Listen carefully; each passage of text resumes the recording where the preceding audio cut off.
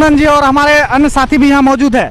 साथियों, आपको पता है कि हम लोग लगभग 19 दिनों से आज आंदोलनरत हैं, लेकिन कोई भी सुध सही तरीके से हम लोग का नहीं लेने आया है। ऐसे में आज चितरंजन गर्ग से मिलने गए थे सत्यम जी। क्या कुछ कहा गया सर? क्या नोटिफिकेशन के बारे में बातें हो रही है सर? देखिए, सब रंगा सियार है। सरकार के अंदर जो भी व्यक्ति है, चाहे बीजेपी है, आरजेडी है, जदयू तो पहले से रंगा सियार था।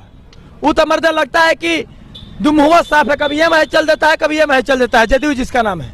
हम पूछते हैं कि 18 घंटा के अंदर बिहार के मुख्यमंत्री चेंज हो जाते हैं। एक तरफ इनका रिजाइनेशन लेटर रहता है और एक तरफ ज्वाइनिंग लेटर रहता है। तो इस तरह से उन्होंने अपने कुर्सी को बचा लिया। अपने पेट में खाने वाले जितने सारे मलाई मारने वाले लोग नेता थे, सबको आ गए। लेकिन आज मैंने बात किया 7वीं चरण प्राथमिक नोटिफिकेशन पे।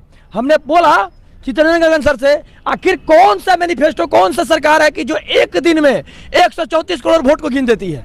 कौन सा मशीन है कि एक दिन में गिन देती है? आज तक कभी भी राज्यसभा के अंदर, विधानसभा के अंदर, लोकसभा के अंदर एक को सीट खाली नहीं जाता है। लेकिन बिहार में शिक्षकों की सीट खाली क्यों जाता है? तो इस पे काम हो रही है। इस पे अभी सरकार का गठन हुआ है और पहली जो सरकार थी वो कैसे काम की है इसको देखा जाए। चितरंजन गर्ग जी का सर कह रहे हैं आप लोग धैर्य रखिए, 2 महीना बाद किया जाएगा। अरे भैया, धैर्य कितना दिन रखें?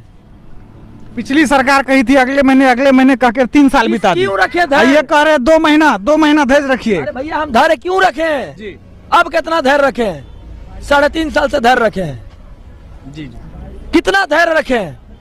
जबकि आपको पता होगा एक दिन में बिना कोई प्रॉब्लम जाने हुए मुख्यमंत्री सारे मंत्रीगण शपथ ले लिए। तो क्या सारी समस्या को खत्म कीजिए करते हुए अगर नोटिफिकेशन जारी कर देते वो और कहते कि नहीं, जो समस्या होगी अब इसका समाधान निकालेंगे, पहले नोटिफिकेशन जारी कीजिए और जितनी समस्या रहेगी उसका समाधान निकालेंगे। आप जारी तो कीजिए कि 7वें चरण नोटिफिकेशन जारी करना है। उसके बाद भी अगर रहने वाले बिहार के अंदर तमाम विद्यार्थी जितना है, सबके साथ सब सरकार धोखा कर रही है जी। सब कोई धोखा कर रहा है। और याद रखिए आप लोग कि ये धोखा बर्दाश्त नहीं होगा, क्योंकि इस बार गलत आदमी सीटेट निकाल लिया है। हम तो भाई सही को सही, गलत को गलत पहले भी कहे हैं। गलत आदमी सीटेट निकाल लिया जिसका नाम है सत्यम कुमार जी। यानी सीधे तौर पर कहे तो चितरंजन गर्ग ने ही कहा कि 2 महीने 3 महीने इंतजार कीजिए, नहीं करेंगे इंतजार, यानी मतलब इस तरह का कहा गया। तो हम लोग तो बिल्कुल मुनासिब नहीं है। ऐसे में सर 22 अगस्त चूंकि हम लोग का महा आंदोलन होगा, उन्होंने आंदोलन का मैनिफेस्टो समझाया है, शायद एनसीपी डालेगा। एनसीपी चैनल विक्की जी डालेंगे उसको, और आंदोलन का कैसा मैनिफेस्टो है उस मैनिफेस्टो को अपनाकर हम लोग नोट ले लेंगे।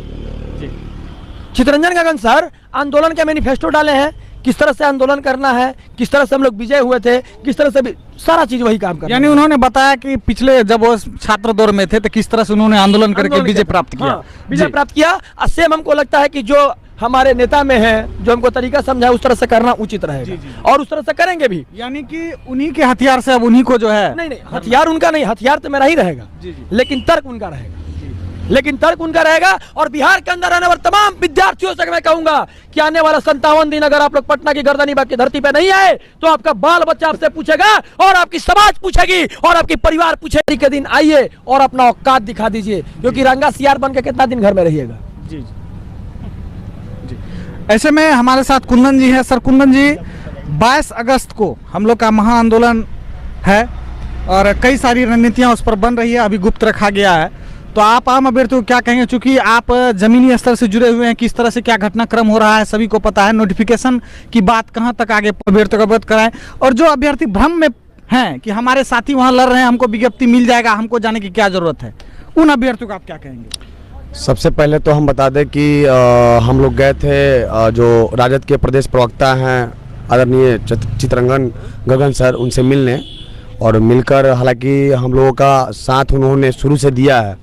ट्विटर की बात कर ले या फिर यहाँ आंदोलन में वो आकर यहाँ शामिल हुए, तो हर तरह से सहयोग उनका रहा है। तो इसीलिए हम लोग उनको गार्जियन मानते हैं। तो हम लोग एक बार उनसे मिलने का प्रयास किए थे और गए थे। आज मुलाकात 1 बजे का टाइम मिला था, गए थे, उनसे मुलाकात हुई। तमाम बातों का जो है हमने उनको बताया, उनको अवगत कराया।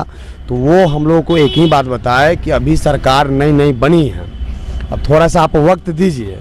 तो हमने कहा कि सर वक्त कितना दें, आपको पहले से पता है कि 3 साल से हम लोगों ने ऑलरेडी अपना वक्त दे चुका है, तो अब कितना वक्त दें हम। तो वो बोले कि इसी बात पर जब मैंने 3 साल का जो जिक्र किया तो इसी पर उनका कहना था कि अब जब 3 साल जब आपने 3 साल जो दिया वो राजद को नहीं दिया, आपने जो 3 साल दिया वो महागठबंधन को नहीं दिया, वो तो आपने एनडीए को दिया था ना। तो अगर अगले को आप 3 साल दे सकते हैं तो इस जो सरकार बनी है, ये महागठबंधन की सरकार बनी है, इसे एटलीस्ट आप 3 महीना तो दे सकते हैं। तो उनका स्पष्ट रूप से कहना अलग सरकार बनती जाएगी, अलग अलग जी, उनका स्पष्ट रूप से कहना था, वो एक ही चीज को बार बार रिपीट कर रहे थे, अपने हर बातों में वो रिपीट कर रहे थे कि हमारे जो माननीय तेजस्वी यादव जी हैं उनके द्वारा स्पष्ट रूप से बोल दिया गया है, उन्होंने मीडिया के सामने बोला है कि 1 महीना के अंदर हम इस पर काम करेंगे। तो उनका ये तर्क था कि जब उन्होंने कहा दिया है कि 1 महीना के अंदर करेंगे तो आपको विश्वास नहीं है उन पे। हमने इस पर उत्तर दिया कि सर विश्वास है हम पर, और विश्वास आप पर तो इतना ज़्यादा है कि आपका जो सहयोग विपक्ष में रहकर जो मिला है उससे कहीं ना कहीं हम लोग की आकांक्षाएं जो है, अपेक्षाएं बढ़ गई है। यही कारण है कि आपको हम गार्जियन मानते हैं, अपना पिता तुल्य मानते हैं।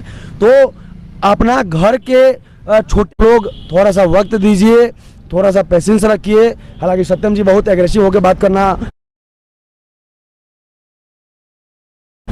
करने लगे, फिर मैंने रोका, हस्तक्षेप किया, फिर हमारी बातचीत हुई और हमने सारा चीज़ उनको बताया। हालांकि किया कि मई में जो है वो 22 दिनों का आंदोलन किया गया था और 22वें दिन जाकर जो है वो जो वर्तमान अपर मुख्य सचिव हैं उन्होंने ट्वीट करके जानकारी और वो रिक्वेस्ट किए थे कि आप लोग आंदोलन समाप्त कीजिए, शॉर्ट शेड्यूल में दे रहा हूं और आपका जो है वो शेड्यूल जुलाई लास्ट में दे दिया जाएगा। तो ये तमाम जानकारी मैंने उनको दिया। तो